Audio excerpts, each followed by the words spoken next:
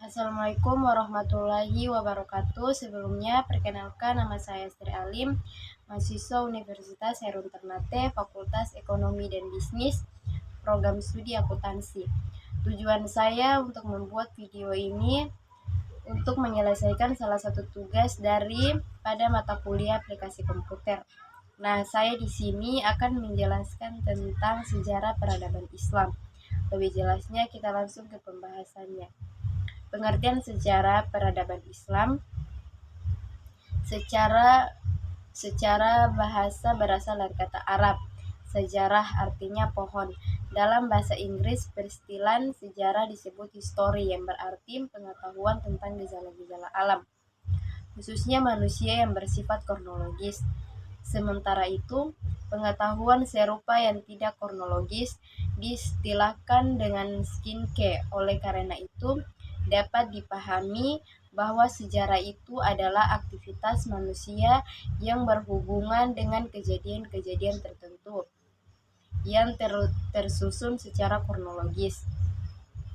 Pengertian sejarah juga berarti ilmu pengetahuan yang berikhtiar untuk melukiskan atau menjelaskan fenomena kehidupan sepanjang terjadinya perubahan karena adanya hubungan antara manusia terhadap masyarakatnya. Pengertian sejarah lainnya adalah yang tersusun dari serangkaian peristiwa masa lampau keseluruhan pengalaman manusia.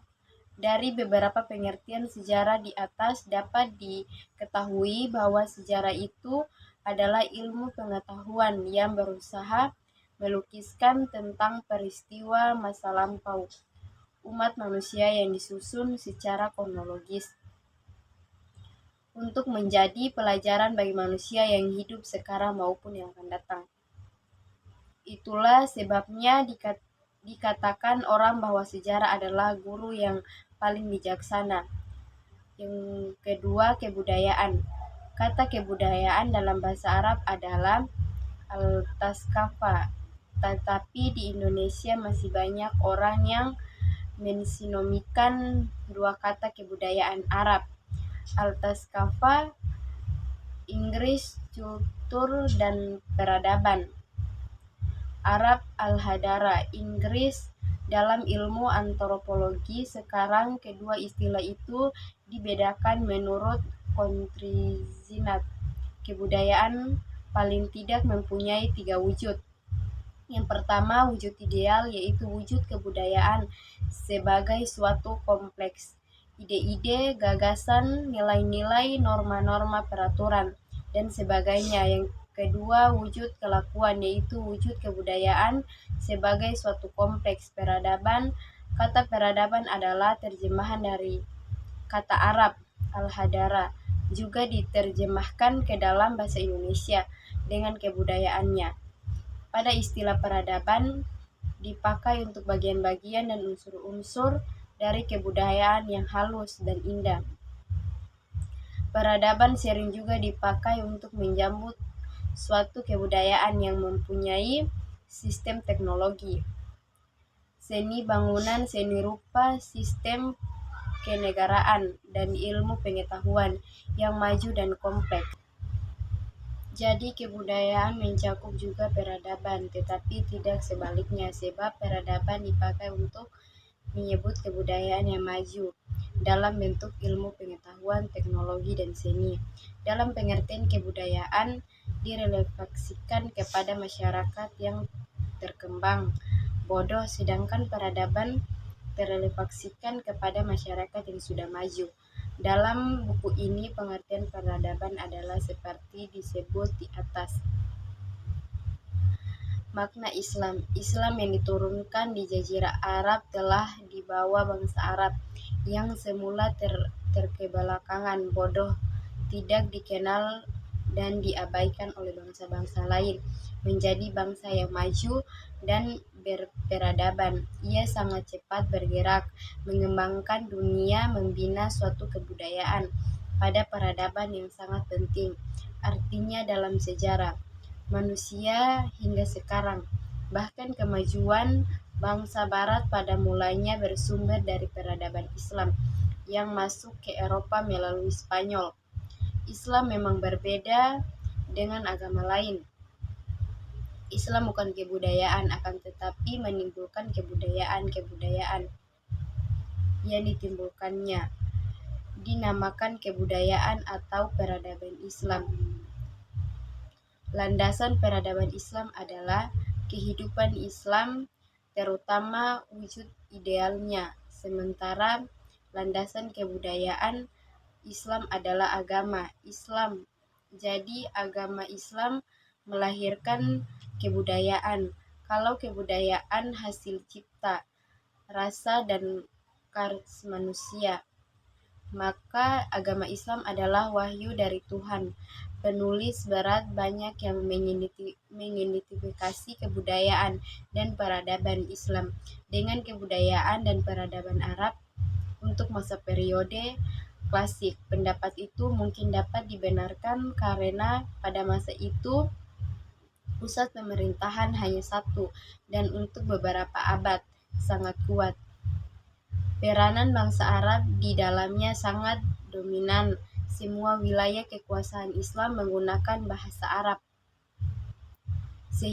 sebagai bahasa administrasi, akan tetapi pada masa periode pertengahan dan periode modern sudah terdapat kebudayaan dan peradaban pendapat Islamia non-Arab seperti peradaban Persia, Turki, Urdu, dan India.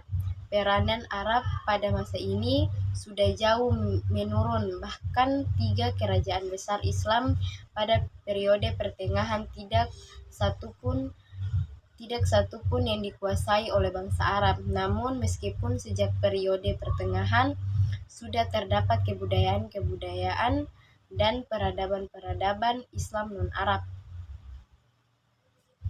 semuanya masih dipersatukan oleh Islam yang menjadi landasannya. Oleh karena itu, dinamai kebudayaan dan peradaban Islam, bukan kebudayaan Arab dan peradaban Arab. Ruang lingkup sejarah. Peradaban Islam, ruang lingkup peradaban Islam dapat dilihat dari periode sejarah peradaban Islam. Menurut Nuruzzaman Siddiq, sejarah peradaban Islam dibagi menjadi 3 periode. Pertama, periode klasik.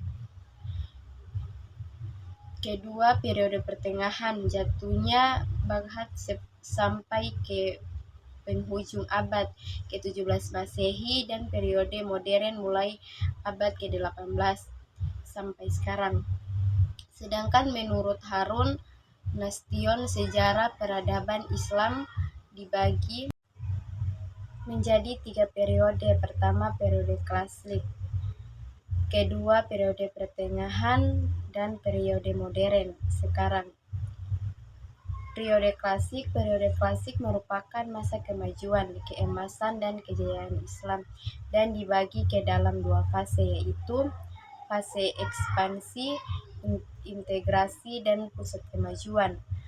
Di masa inilah daerah Islam meluas melalui Afrika Utara sampai ke Spanyol di belahan barat dan melalui Persia sampai ke India dan belahan timur.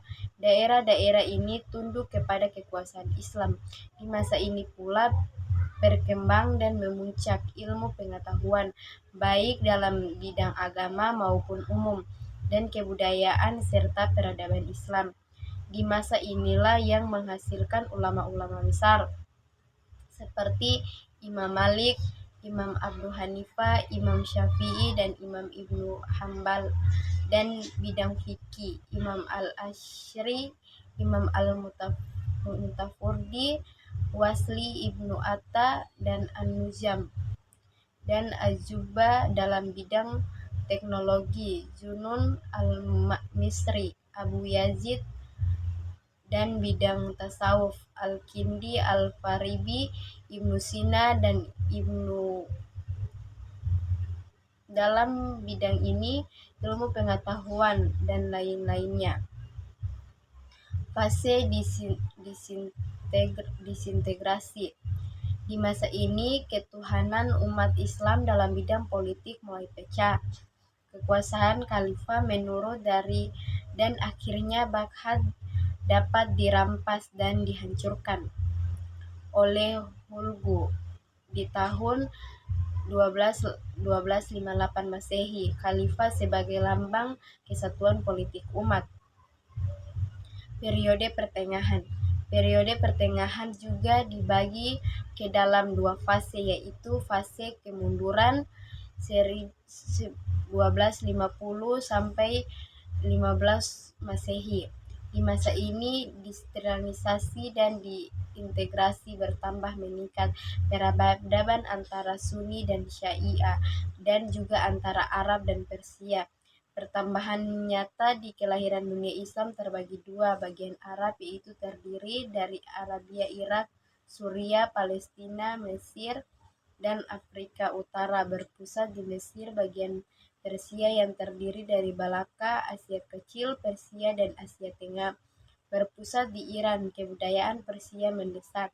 Kebudayaan Arab pada fase ini di kalangan umat Islam semakin meluas. Pendapat bahwa pintu ijtihad tertutup, demikian juga tertekat dengan pengaruh negatif pengertian pada ilmu pengetahuan. Kurang sekali umat Islam di Spanyol dipaksa masuk Kristen atau keluar dari daerah itu. Fase 3 kerajaan besar 1500 Masehi sampai 1700. Di masa kemunduran, tiga kerajaan besar tersebut adalah Kerajaan Utsmani dan Turki, Kerajaan Safawi di Persia, dan Kerajaan Mughal di India. Kejayaan Islam pada tiga kerajaan besar ini terlihat dalam bentuk arsitek. Sampai sekarang dapat dilihat di Istanbul, Iran, dan Delhi. Perhatian pada ilmu pengetahuan kurang sekali. Masa kemunduran Kerajaan Safawi dihancurkan oleh serangan-serangan bangsa Afgan. Mughal diperkecil oleh pukulan-pukulan raja-raja India. Kerajaan Utsmani terpukul di Eropa, umat Islam semakin mundur dan statis. Dalam pada itu, Eropa bertambah kaya dan maju. Penjajahan Barat dengan kekuatan yang dimiliki meningkat ke dunia Islam. Akhirnya, Napoleon menduduki Mesir di tahun 1748 Masehi. Saat itu Mesir adalah salah satu pusat peradaban Islam yang terpenting. Yang berikut periode modern 1800 sampai sekarang, zaman kebangkitan umat Islam, jatuhnya Mesir ke tangan Barat, menginsafkan dunia Islam akan kelemahannya dan menyadarkan umat Islam bahwa di Barat telah timbul peradaban baru yang lebih tinggi dan merupakan ancaman bagi umat Islam. Raja-raja dan para pemuka Islam mulai memikirkan bagaimana meningkatkan mutu dan kekuatan umat Islam kembali. Dengan demikian, keadaan menjadi berbalik 180 derajat. Kalau di periode klasik, orang Barat yang kagum melihat kebudayaan dan peradaban umat Islam, tetapi periode modern, umat Islam yang heran melihat kebudayaan dan kemajuan Barat. Karena umat Islam heran melihat alat-alat kimia yang dibawa serta oleh Napoleon. Jadi di periode modern ini timbullah pemikiran-pemikiran, ide-ide mengapa umat Islam lemah, mundur, dan bagaimana mengatasinya, dan perlu adanya pembaharuan dalam Islam. Dan uraian di atas dapat dilihat perjalanan sejarah naik turunnya peradaban Islam melalui dibentuk pada masa Nabi. Pengalaman pertumbuhan di masa Daulah Umayyah Suriah dan masa puncak di masa dinasti Abbasiyah Baghdad dan dinasti Umayyah Spanyol, serta memasuki masa kemundurannya pada periode pertengahan. Hal ini menimbulkan kesadaran bagi umat Islam untuk kembali bangkit di periode modern. Nah, itulah yang dapat saya sampaikan tentang sejarah peradaban Islam. Lebih dan kurangnya saya mohon maaf. Wassalamualaikum warahmatullahi wabarakatuh.